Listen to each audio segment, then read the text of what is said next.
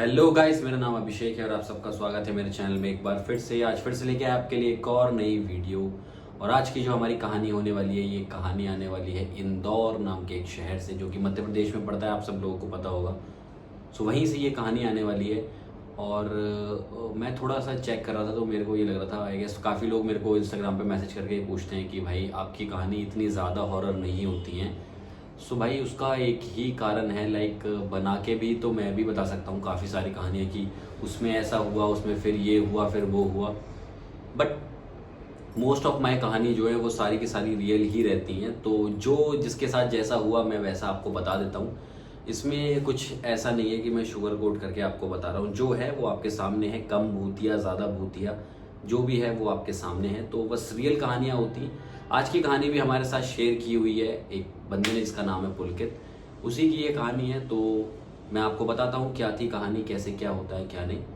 तो बिना देरी के करते हैं वीडियो को स्टार्ट। और अगर आपने वीडियो को अभी तक लाइक नहीं किया है, वीडियो को लाइक शेयर सब्सक्राइब कर देना। मेरा इंस्टाग्राम पे चैनल है, अगर आप भी अपनी कोई कहानी जो मेरे साथ शेयर करना चाहते हैं तो इंस्टाग्राम या जीमेल पे जाके मेरे साथ शेयर कर सकते हैं, लेकिन डिटेल में लिख के भेजना अपनी पूरी कहानी। साथ ही अपने दोस्तों को ये वीडियो आप शेयर कर सकते हैं। बिना देरी के करते हैं वीडियो को स्टार्ट। तो आज की जो कहानी है वो है पुलकित नाम के एक लड़के के बारे में, जो कि शिवपुरी मध्य प्रदेश का रहने वाला था। और वो 10th क्लास में था। उसके 10th क्लास के एग्ज़ाम अभी अभी निकले थे। सो उसने ये डिसाइड किया था कि वो आईआईटी की प्रिपरेशन करेगा। अब उसके शहर में ज़्यादा कुछ था नहीं ऐसे आईआईटी के लिए। तो उसने सोचा कि प्रिपरेशन के लिए मुझे बाहर जाना चाहिए, लेकिन बाहर जाऊंगा तो अगर कहाँ बाहर जाऊंगा वो ये सोचता है। इतने में ही होता क्या है, उसके मामा का लड़का वो भी अपनी आगे की पढ़ाई के लिए इंदौर जा रहा होता है। लाइक उसको कॉलेज जाना था 12th के बाद, बीटेक वगैरह के लिए। तो वो कॉलेज के लिए इंदौर जाने की सोचता है। तो पुलकित के मामा की और पुलकित के पापा की बात होती है कि दोनों बच्चों को एक साथ ही इंदौर भेज देते हैं और दोनों साथ ही एक कमरे में रह लेंगे, अच्छे से खाना वाना भी बना लेंगे और दोनों को कोई प्रॉब्लम नहीं होगी एक दूसरे के साथ। ऐसा कुछ हिसाब बांध देते हैं। तो दोनों के घर वाले राजी हो जाते हैं इस बात के लिए कि हाँ इस तरीके से कर लेते हैं। तो एक दिन डिसाइड किया जाता है सैटरडे का कि दोनों बच्चे, पुलकित के मामा का लड़का पुलकित और दोनों के पापा, वो लोग इंदौर जाते हैं कॉलेज वगैरह देखने के लिए। पहले वो कॉलेज देखने जाते हैं मामा के लड़के का। तो सबसे पहले कॉलेज देख के उसका एडमिशन वगैरह करवा के वो लोग फिर जाते हैं पुलकित का एडमिशन करवाने उसके कोचिंग सेंटर में। एक कोचिंग सेंटर देखा होता है तो वो ना दोनों चीज़ें ऐसे देख रहे थे, लाइक पास पास हूँ, कॉलेज के पास ही कोचिंग सेंटर हो और उन दोनों के बीच में ही कहीं घर मिल जाए तो दोनों का काम आसान हो जाएगा, जल्दी जाके जल्दी वापस आ पाएंगे और दोनों को दूर नहीं पड़ेगा। ऐसा ही एक कोचिंग सेंटर देख लिया जाता है पुलकित के लिए। वहाँ पे पुलकित का एडमिशन करवा दिया जाता है। उसके बाद वो कमरा देखना स्टार्ट करते हैं। तो सैटरडे को तो उन्हें कोई भी कमरा नहीं मिलता है, लेकिन संडे को कमरा ढूंढते ढूंढते एक बिल्डिंग के बाहर एक आदमी खड़ा हुआ होता है। वो उनको घूर रहा होता है, ऊपर से लेके नीचे तक पूरा उन्हें सही से घूरता है वो।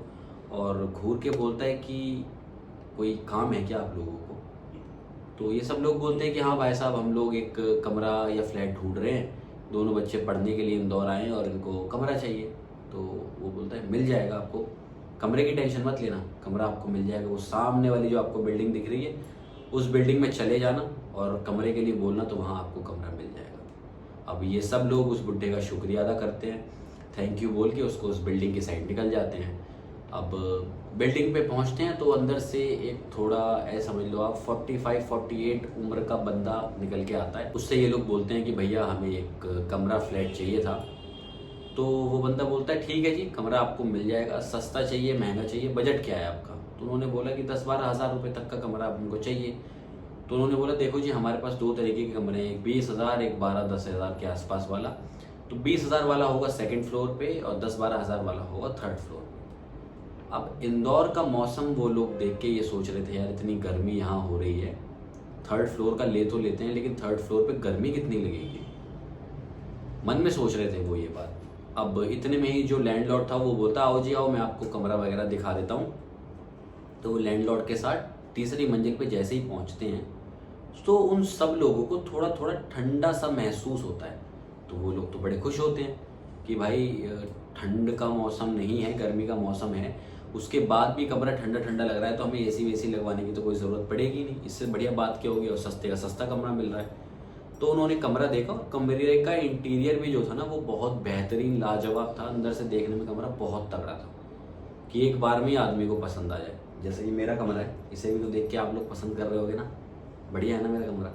ये देखो, मतलब ऐसे ही आउट ऑफ स्टोरी बता रहा हूँ आपको। ये राम जी और हनुमान जी की फ़ोटो है, ये गौतम बुद्ध हैं, और ये अपने सिद्धू मूसेवाला। बाकी ये 3 पहले से लगी हुई हैं, ये तीनों मैंने लगाई हैं। सो हाँ, तो वैसा ही बढ़िया सा कमरा था उसका भी, और एक बार के देखने में उन लोगों को वो कमरा पसंद आ जाता है। अब जैसे ही कमरा पसंद आता है तो वो लोग सोचते हैं कि सामान वामान लेके आते हैं, फिर वो घर वापस चले जाते हैं। भाई संडे को ही रात को निकल जाते हैं, और मंडे की सुबह उसके पापा, दोनों के पापा, सारा सामान लेके उनका वहाँ शिफ्ट करवा देते हैं बढ़िया तरीके से, और एक दूध वाला लगवा देते हैं उनका कि जो सुबह दूध देने आएगा। तो जो भी जल्दी दोनों में से उठ जाया करेगा वो दूध ले लिया करेगा।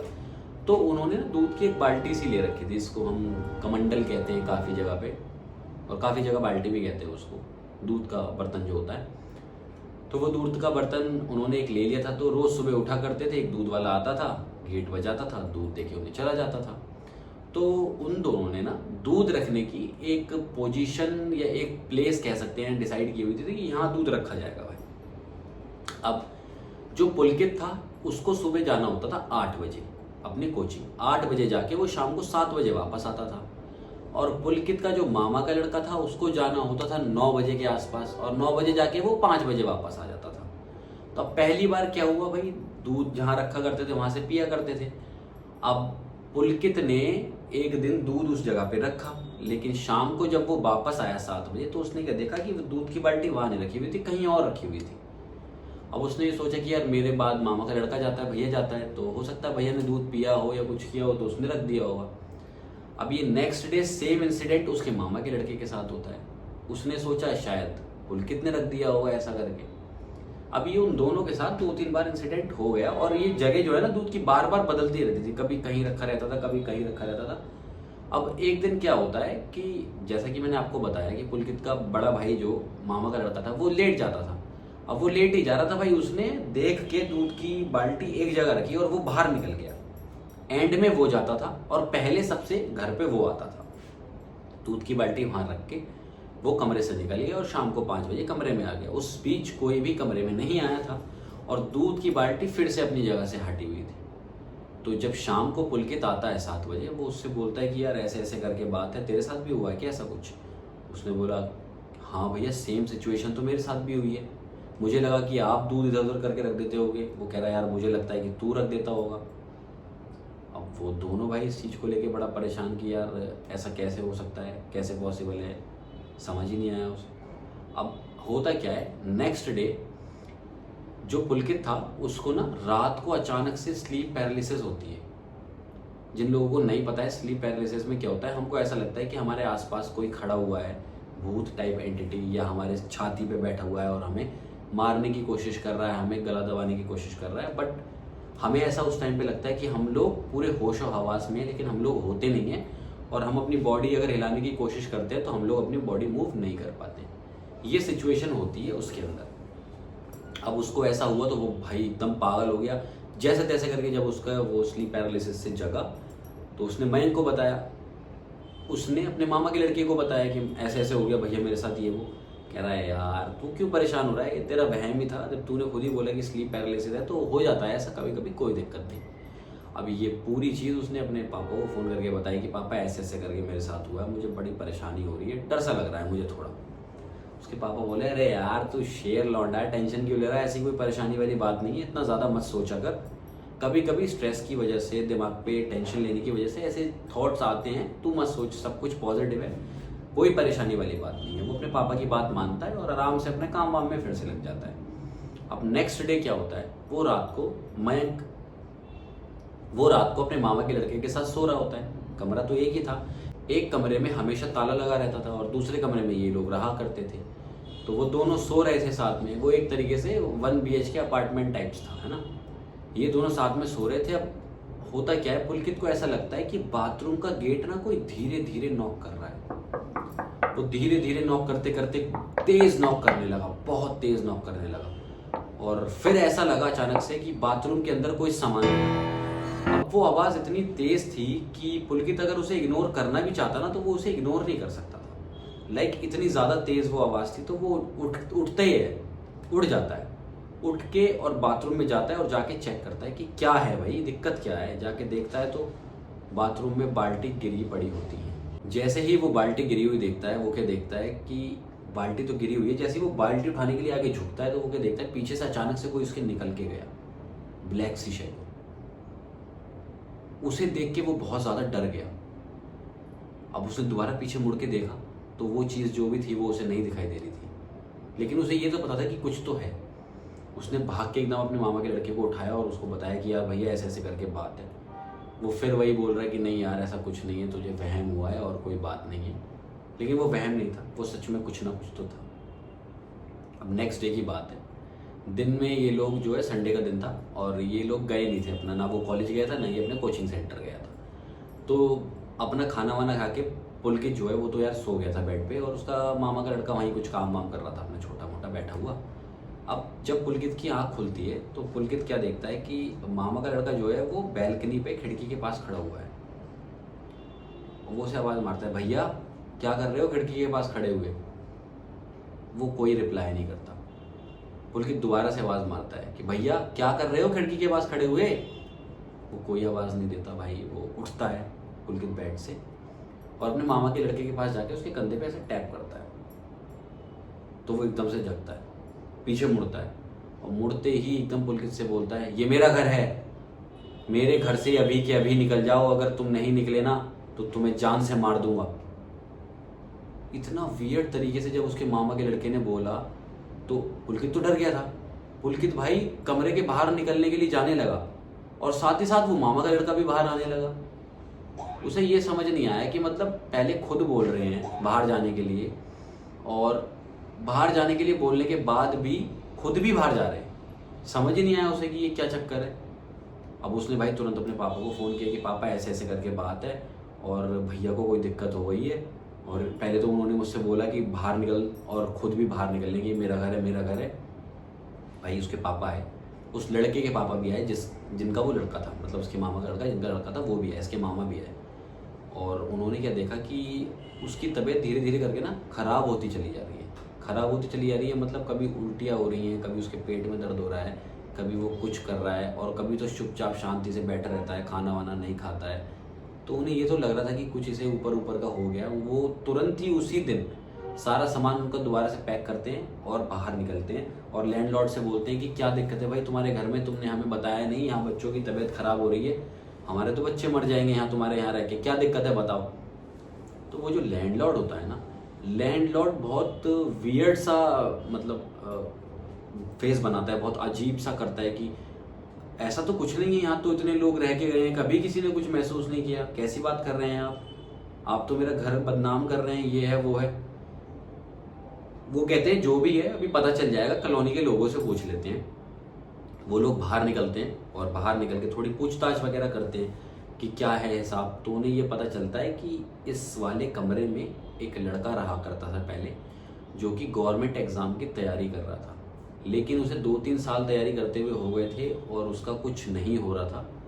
तो उस बच्चे ने जहर खा लिया था और जहर खा के वो मर गया था। तब से इस कमरे में कोई भी रहने नहीं आया है और ऐसा कहते हैं कि लोग यहाँ पे उसको घूमता हुआ काफ़ी बारी देखते हैं, घर के बाहर, घर के विंडोज़ पे काफ़ी बारी लोगों को वो दिखाई देता है और लोगों को उसकी आवाज़ भी सुनाई देती है। ये चीज़ सुन के तो भाई पुलकित के पापा पूरे डर गए। उन्होंने बोला अब तो भयंकर कुछ भी हो जाए, 1 मिनट नहीं रुकते हमारे बालक यहाँ। तुरंत जाते हैं लैंडलॉर्ड के पास और उससे अपना पैसा लेते हैं। वो कहता है जी अपना पैसा ले लो, हमारे घर को बदनाम मत करो। कह रहा हमें आपके घर से कोई मतलब नहीं, हम यहाँ से निकल रहे हैं और हम कहीं और देख लेंगे रहने का सिस्टम। तो होता क्या है, वो वहाँ से निकल जाते हैं। निकलने के बाद पुलकित के पापा पुलकित को एक दूसरा कमरा दिला देते हैं और जो उसके मामा का लड़का था ना, उसकी तबीयत काफ़ी ज़्यादा ख़राब हो गई थी, लाइक उल्टी, दस्त और दिल में दर्द बैठना। और उसने बाद में ये बताया था, उससे पूछा गया था कि बेटा तुझे हुआ क्या था बता।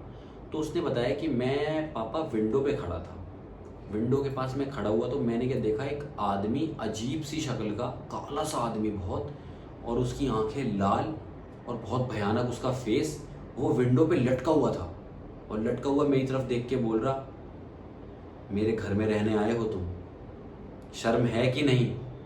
यहाँ से जिंदा निकलना चाहते हो या मर के निकलना चाहते हो? निकल जाओ मेरे घर से।